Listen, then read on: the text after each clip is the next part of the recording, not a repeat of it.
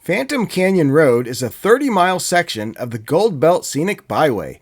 It follows the former path of the Florence and Cripple Creek Railroad, which once connected the mining towns of Victor and Cripple Creek back in the 1890s.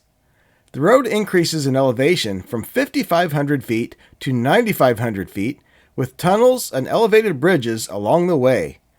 Its route goes through old town sites, rolling hills, cattle herds, rock formations, and more.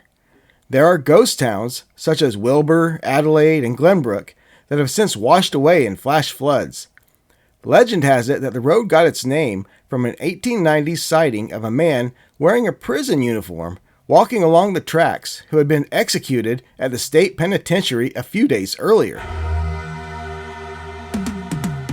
This is BLM land, with many pull-offs for sightseeing, fishing, and wild camping.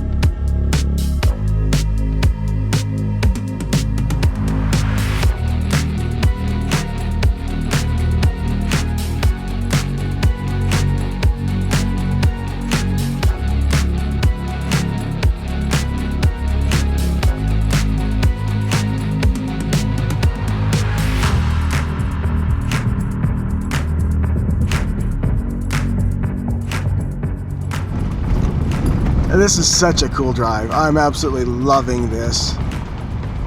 So many rock formations, driving on the edge of cliffs, just beautiful scenery everywhere, and just tons and tons of boondocking sites out here. It almost makes me wish we'd been out here driving this in the evening instead of the middle of the day, just so we could have camped out in the middle of this. What a sweet ride.